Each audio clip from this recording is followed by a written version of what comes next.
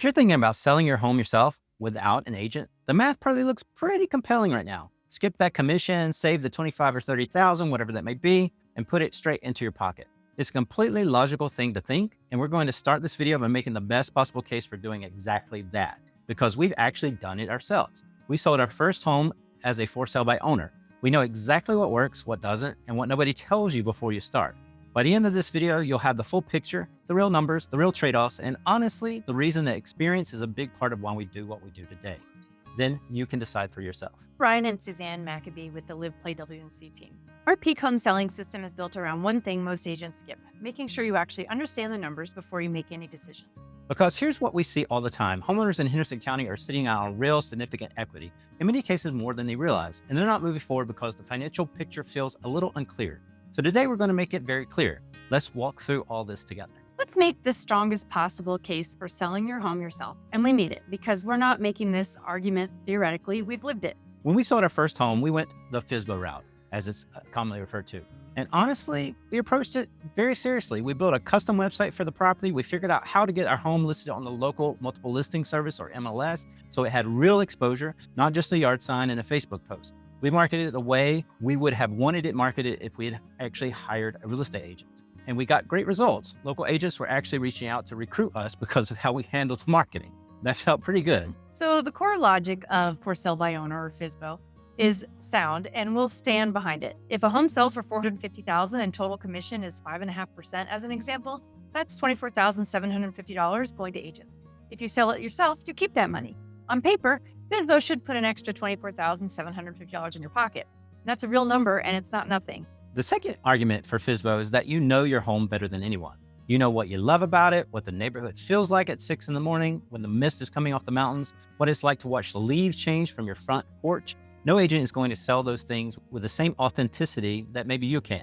And third, if you're an experienced, capable person who understands contracts and isn't intimidated by paperwork, why pay someone else to do something that you're capable of doing?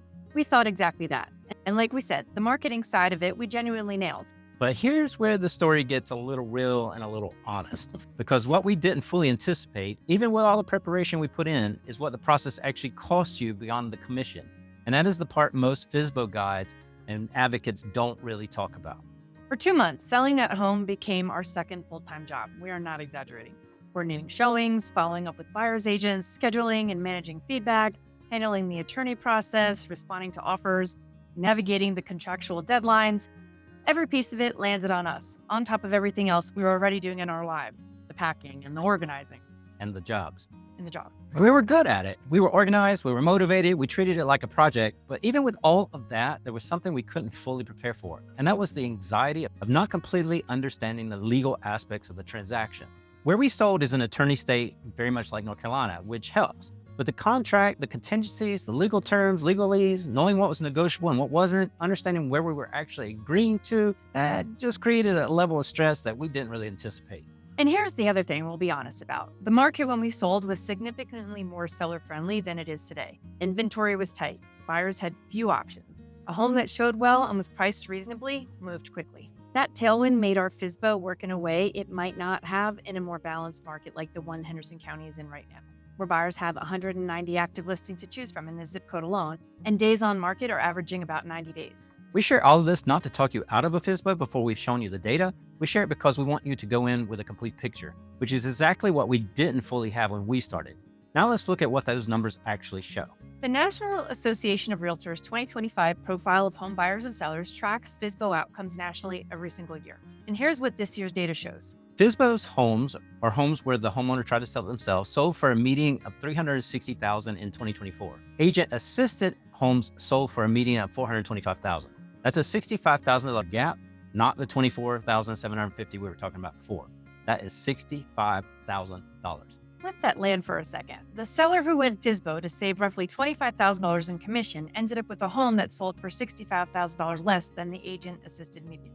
So even after accounting for commission, they netted approximately $40,000 less than the seller who had an agent. Now, the honest caveat here, median comparisons do have their limitations. FSBO homes tend to be smaller, older, and in different price ranges than maybe agent-assisted homes on average. The comparison isn't a perfect apples to apples, so let's look at additional data points that are harder to explain away.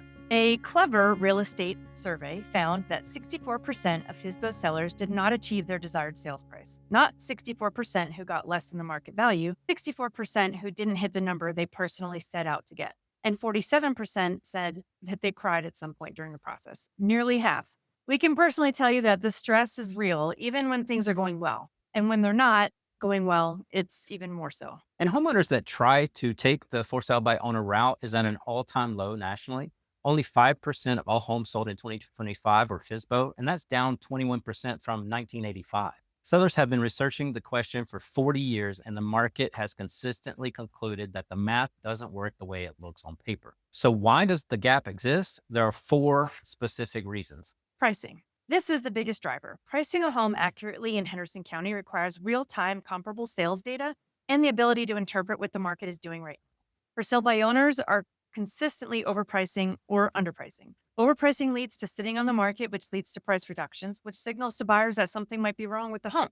Sellers are already receiving 93% of the original list price on average in Henderson County right now. So overpricing makes that worse. The second thing is the access from buyers. We got around this by actually putting our FSBO on the MLS, and that made a difference for us. But most FSBO sellers don't do that.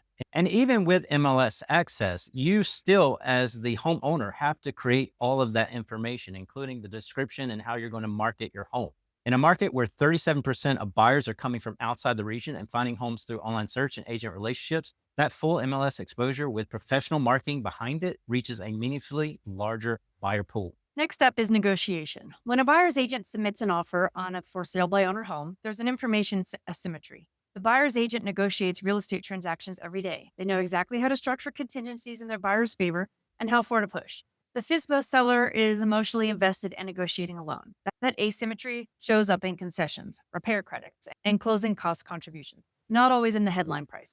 And then the transaction itself. Even in an attorney state like North Carolina, the contract process from the due diligence period, the inspection response, appraisal contingencies, if there are any, the title search, it all has deadlines and potential failure points that catch FSBO sellers off guard.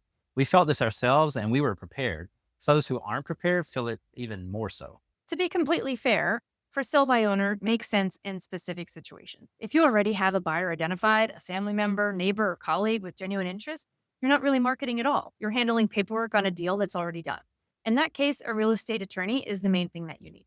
But if you're marketing to the open public in 2026 in a zip code with 190 active listings competing for buyers' attention in a price range where buyers have choices and buyer agents are fully involved, that data is consistent. Agent-assisted sellers net more. Not because agents are magic, because the combination of pricing expertise, the full exposure through the MLS, negotiation experience, and transaction management has measurable financial value that exceeds the cost of commissions in the vast majority of cases. We started this video by telling you that we've been in your shoes. We did for sale by owner. We worked hard at it, we marketed it well, and it worked. Partly because of our preparation and partly because the market was more forgiving than it is today.